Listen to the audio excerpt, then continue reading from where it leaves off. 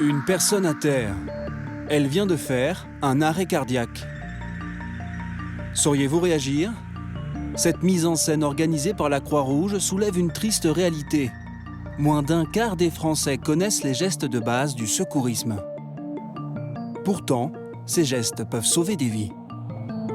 En cas d'arrêt cardiaque, actuellement, c'est entre 4 et 7% les chances de survie qui existent en France. Si vous savez faire les gestes de premier secours et que je m'effondre devant vous, que je suis inconscient et que je ne respire pas, vous commencerez d'appuyer au milieu de mon thorax. Là, je vais avoir 20, voire 25, voire 30% de chances de survie. Et évidemment, vous serez relayé par les professionnels que sont les sapeurs-pompiers, le SAMU, mais vous voyez, vous multipliez pratiquement par 5 mes chances de survie lorsque vous faites le massage cardiaque vous-même.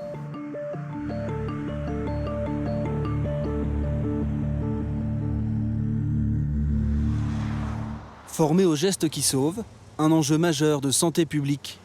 Dans le monde du travail, certaines entreprises en ont pris conscience. C'est le cas de Colas. Nantes, 9 h du matin. Nous sommes dans une agence de Colas. Dans cette salle, une dizaine d'employés. Tous sont des SST, des sauveteurs secouristes du travail. Pour obtenir ce diplôme, ils ont déjà suivi une formation de 2 jours.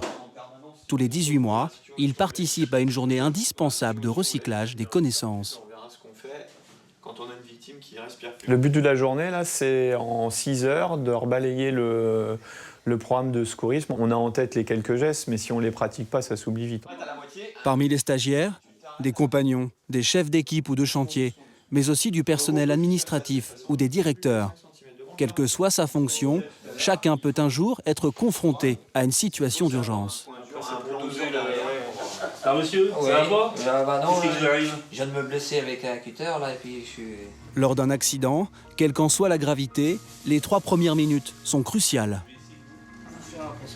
Le but de cette simulation, apprendre à réagir vite. Centre 15, bonjour. J'ai un collaborateur qui s'est blessé avec un objet coupant. D'accord, vous avez fait quelque chose? Ouais, je lui ai fait un pansement compressif. D'accord, le pansement était efficace? Ouais, il semblerait. On va attendre les secours, ils sont prévenus. Ok, ça marche. Bon les secours arrivent. Merci à tous les deux. Ouais, voilà. On active ses connaissances sans s'en rendre compte, en fait. Donc ça donne un certain nombre de réflexes, un certain nombre d'habitudes. Donc tu peux y aller, voilà, là c'est bien. Et le fait d'être secouriste, ça nous fait forcément un rôle aussi important sur le chantier. Donc je pense que c'est essentiel par rapport à l'équipe de l'être, quoi. En 2012, près d'un tiers des collaborateurs de Colas ont déjà été formés au premier secours, soit presque 20 000 personnes dans le monde. Un chiffre en constante augmentation. L'objectif de l'entreprise, c'est d'avoir 2 sauveteurs secouristes du travail sur chaque chantier. Car la sécurité, c'est la priorité. Ça permet d'avoir des gens qui sont capables d'agir lorsqu'il y a eu un accident, mais surtout avant que l'accident ne se produise. Agir en cas d'urgence, sur un chantier ou même ailleurs. Un collaborateur formé, c'est aussi un citoyen prêt à porter les premiers secours lorsqu'un accident survient dans sa vie de tous les jours.